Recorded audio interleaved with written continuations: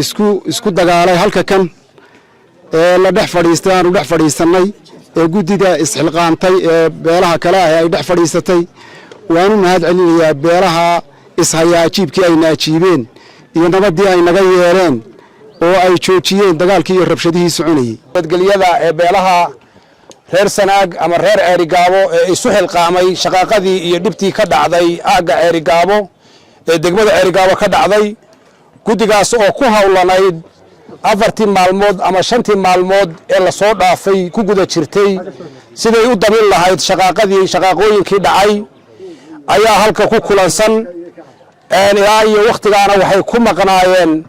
inay meel cad wax soo dhigaan oo ummaddu dugsan karto ama ay ummaddu fahmi karto inay soo dhigaan bay baadidoon ugu maqnaayeen waxay ahaayeen horseed hagar kuma maqna bay ahaayeen baadidoonkoodii waa ku soo guulaysteen nabad bay baadi dooneen waana ku soo guulaysteen degmadii Ceerigaabo anagoo taagan gobolkii Sanaag iyo degmooyinkiisii dhibaatadan ka dhacday waanu ka soo saaraynaa baaq nabadgelyo iyo xabad joojin oo baaq dheer baanu ka diraynaa nabadda xabad joojintana waa xilaynaa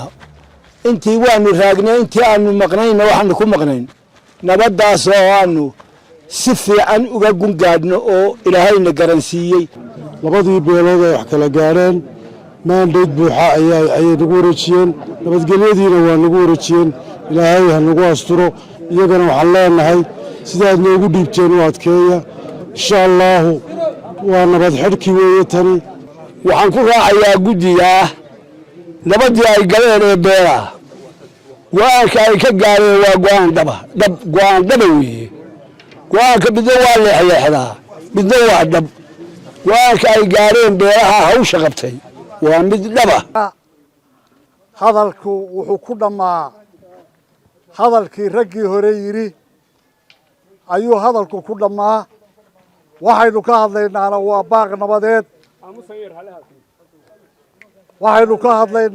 baaq nabadeed oo aynu halka ka sii daynayno waana ka sii daynay raggiga horeeyana waa ka hadlay rag kale oona waa ka hadlayaan horta baaqaas cid allaahe ciddii uu soo gaadho waxaan rabnaa baaqaa nabadda inay nagu hambalyaysaa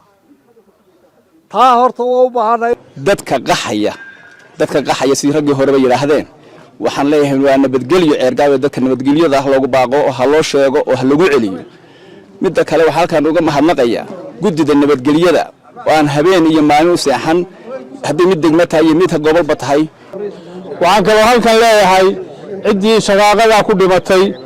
ilaahay subxaanahu wa tacaala samir iyo iimaan allah idinka siiyo dhammaanteedna allah inaga siiyo qabrigana ilaahay subxaanahu wa tacaala beer jannada allah uga dhigo ciddii dhaawacantayna allah u boogeedhayo guddiga nabadgelyada gobolka Sanaag oo si fiican oo karaamo leh arrintan noogala shaqeysana waa u mahad celinayaa waxaan u mahad celinayaa salaadiintii hadday ka hadleen Hargeysa hadday ka hadleen Sool hadday ka hadleen suldaankii guud oo ku maqnaa Nairobi suldaan Saciid suldaan Cabdullaahi Saleebaan oo ka hadlay meesha la yiraahdo Laascaanood oo ninkii ugu horeeyay aanu la hadalno markaan laaleeyax u tagno oo nabaddu waa naga xidhan tahay gobolka Sanaagna waxaanu ka rabnaa nabadgelyo oo aan igu matashaan idinkay matala nabadda xidha oo mahadnaqaya guddiga nabadgelyada inta ka bacdi waxaanu sheegaynaa maanta oo aanu ku baaqaynaa inaan labadii qoloba kalsoonidii aanu ka qaadnay aanu ku hadlayno oo aanu ummadda u sheegayno inaanu nabadiina soo aanu xidhiidhkii bilownay wixii ka dambeeyana aanu gelayno amarka Allah leh ilaahay waxaanu ka baryaynaa in sidaan nabadgelyadu inoogu xirantaa baynu ilaahay ka baryaynaa intaasina intaa weeye inta kale qofkii xumaan ka gaxayay dad xumaan ka gaxayay baa jira oo xagga xumaanta iska taagay kaana Allah soo hadayaanu leenahay nabadgelyo doonaysaan wanaag baa doonaysaan waxa doonaysaan ilaahay haydu siiyo nabad xolleena nabaday gobolka Sanaag waa nabad beelaha waday nabadda sida beesha warsangeli beesha abar jeclo beelaha gahayle beelaha jiray beelihii hogaaminayay hawsha waa loo yar kala badnaa كل بيرها وقابل يدور الله عشينا واحد لا يبارك له قبل كدقنا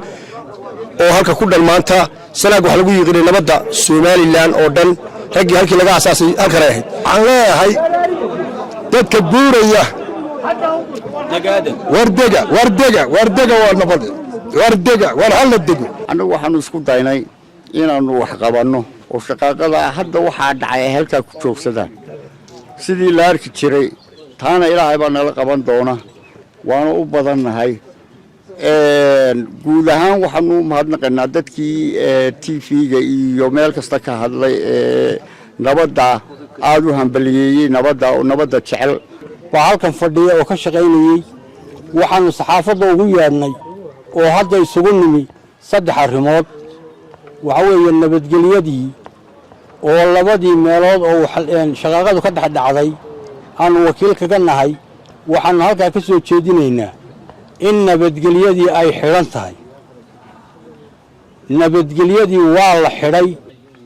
kii dhibta geystana ilaahay baa kala xisaabtamaya dadka maanta nabadda ka wada ee nala wada ee ugu horeeyo Suldaan Siciid Cabdisalaan oo gobolka Sanaaga ugu horeyn aad baan u soo xusaynaa